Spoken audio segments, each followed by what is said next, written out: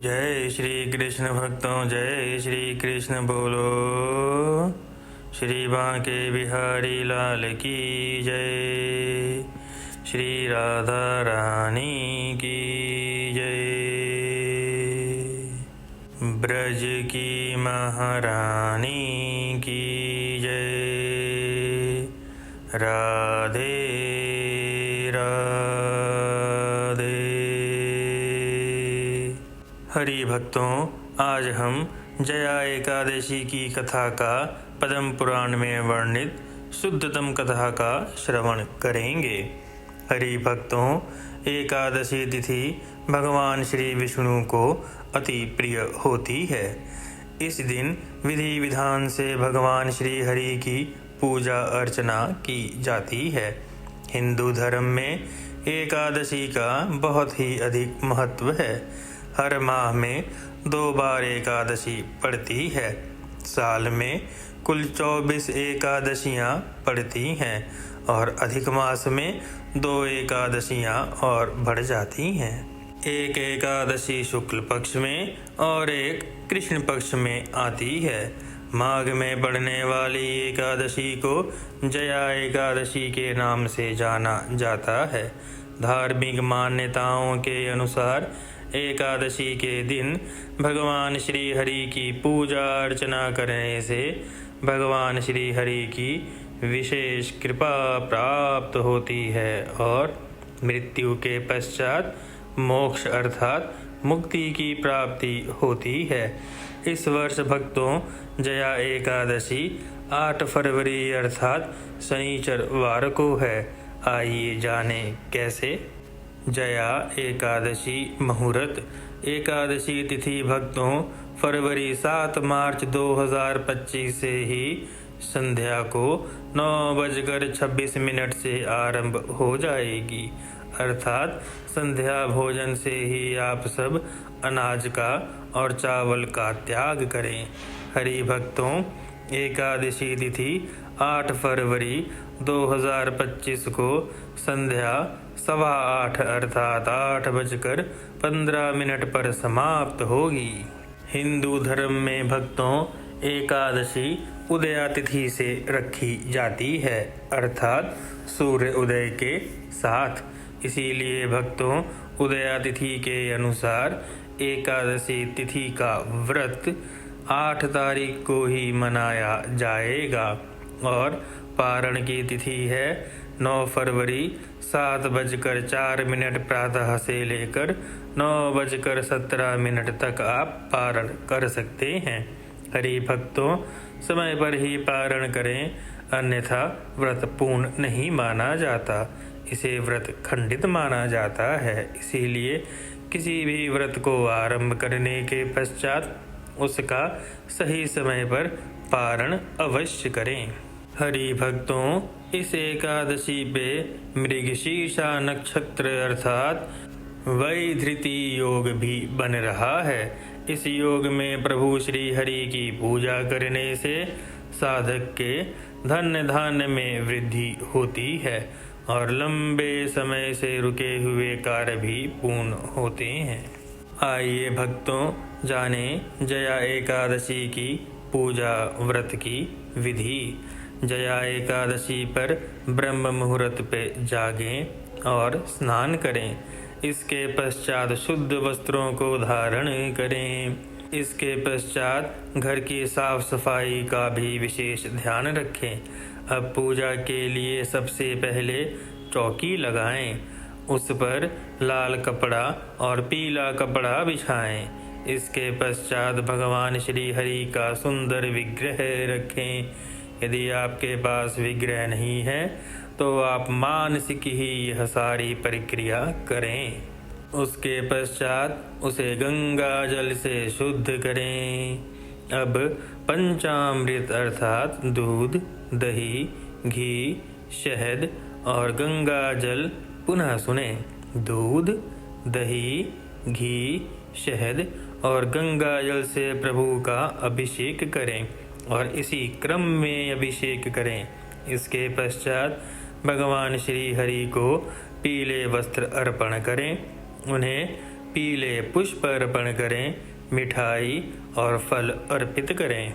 भगवान श्री हरि और माता लक्ष्मी के सम्मुख घी का दीपक प्रज्वलित करें। अब एकादशी कथा का पाठ का श्रवण करें। पाठ संपूर्ण होने के पश्चात श्री हरि के मंत्रों का जाप करें और अंत में आरती करें।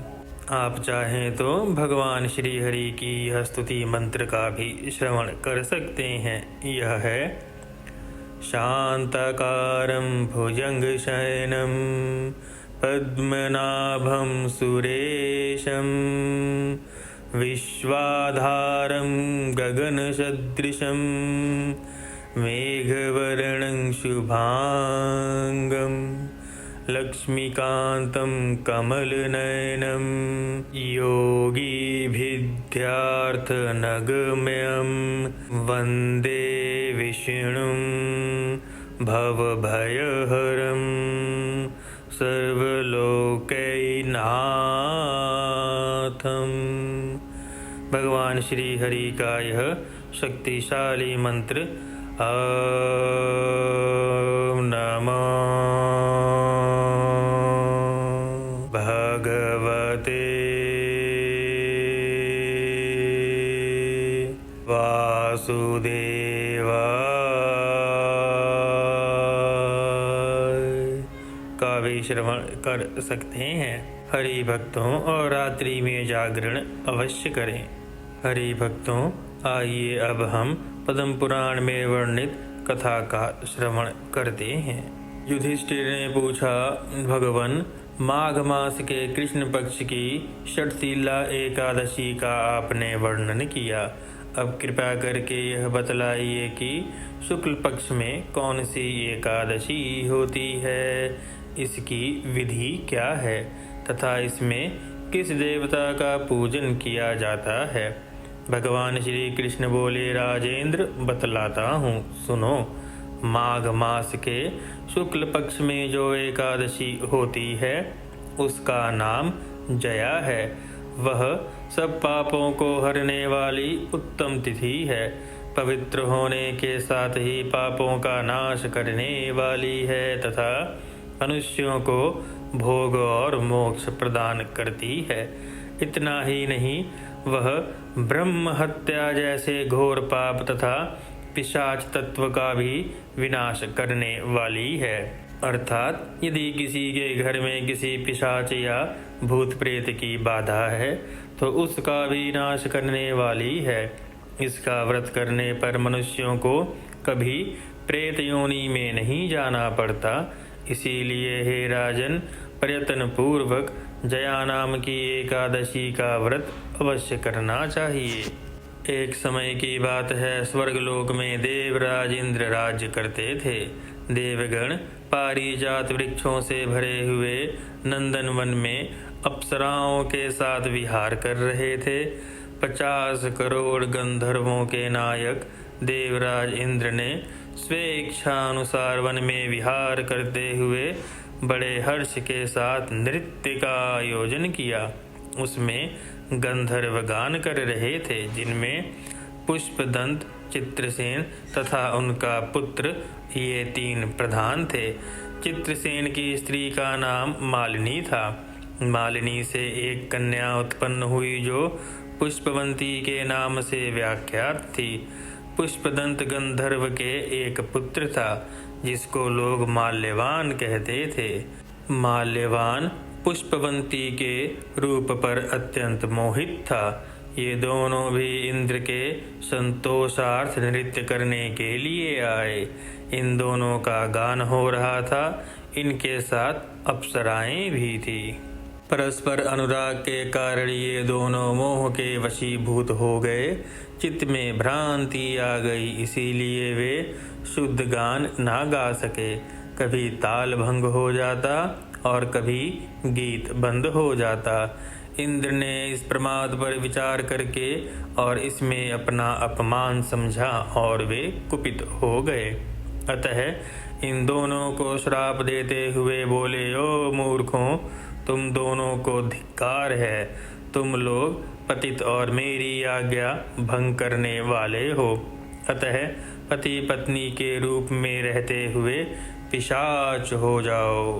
प्रिय भक्तों, इसीलिए इनके उद्धार के वश ही यह कथा पिशाच योनि के जितने भी भूत प्रेत हैं और जो पूर्वज भी या जो आत्मा उसमें फंसी हुई है उनका भी उद्धार करने वाली है। आइए आगे श्रवण करें। इंद्र के इस प्रकार श्राप देने पर दोनों के मन में बड़ा दुख हुआ। वे हिमालय पर्वत पर चले गए और पिशाच योनि को पाकर भयंकर दुख भोगने लगे। शारीरिक पातक से उत्पन्न ताप से पीड़ित होकर दोनों ही पर्वत की कंदराओं में विचरते थे। एक दिन पिशाच ने अपनी पत्नी पिशाचिनी से कहा, हमने ऐसा कौन सा पाप किया है जिससे यह सब पिशाच योनि हमें प्राप्त हुई है। नरक का कष्ट अत्यंत भयंकर है तथा पिशाच योनि भी बहुत दुख देने वाली है। अतः पूर्ण प्रयत्न करके पाप से हमें बचना चाहिए। इसीलिए भक्तों, सारे पिशाच या भूत प्रेत केवल दैविक लोगों के पास सबसे अधिक आते हैं, क्योंकि उन्हें मुक्ति चाहिए होती है। इस प्रकार चिंतामग्न होकर वे दोनों दुख के कारण सूखते जा रहे थे। देवयोग से उन्हें माघ मास की एकादशी तिथि प्राप्त हो गई। जया नाम से विख्यात तिथि, जो सब तीर्थों में उत्तम है, यह तिथि आई।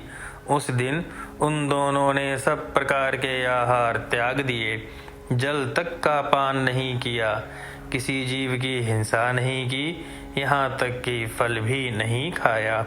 निरंतर दुख से युक्त होकर वे एक पीपल के समीप बैठे रहे। सूर्यास्त हो गया। उनके प्राण लेने वाली भयंकर रात उपस्थित हुई। उन्हें नींद नहीं आई। वे रति या और कोई भी सुख भी नहीं पा सके। सूर्य उदय हुआ।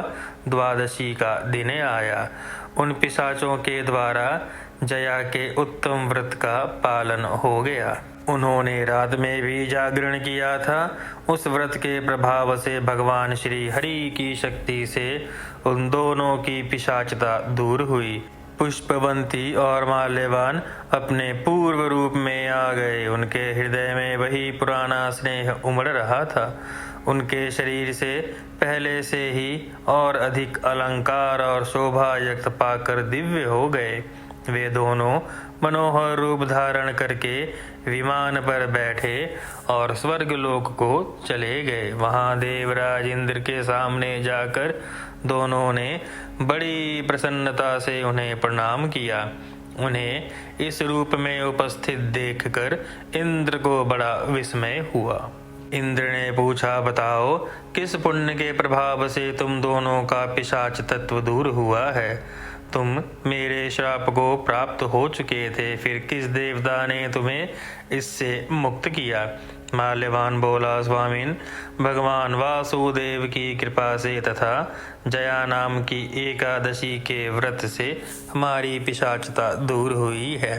इंद्र ने कहा, अब तुम दोनों मेरे कहने से सुधा पान करो।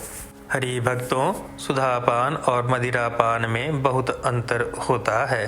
सुधा नाम के एक जड़ी बूटी से यह पान बनता है। इसे मदिरा ना समझें। कलयुग में मूढ़ व्यक्तियों ने सुधा का नाम बदलकर मदिरा रख दिया है। यह भी घोर पाप है। जो लोग एकादशी व्रत में तत्पर और भगवान श्री कृष्ण के शरणागत होते हैं, वे हमारे लिए भी पूजनीय हैं, ऐसा इंद्र ने कहा। भगवान श्री कृष्ण कहते हैं, राजन, इस कारण एकादशी का व्रत करना चाहिए। नृपश्रेष्ठ, जया ब्रह्म हत्या का पाप भी दूर करने वाली है। जिसने जया एकादशी का व्रत किया है उसने सब प्रकार के दान दे दिए, अर्थात भक्तों बिना दान किए ही उन सभी दानों के बराबर का पुण्य उसे मिल जाता है और संपूर्ण यज्ञों के अनुष्ठान का पुण्य भी उसे प्राप्त होता है। इस महात्म्य को पढ़ने और सुनने से अग्नियोष्टमी का फल प्राप्त होता है। इसीलिए भक्तों शुद्ध मन से कथा का श्रवण अवश्य करें। पद्म पुराण में वर्णित एकादशी महात्म्य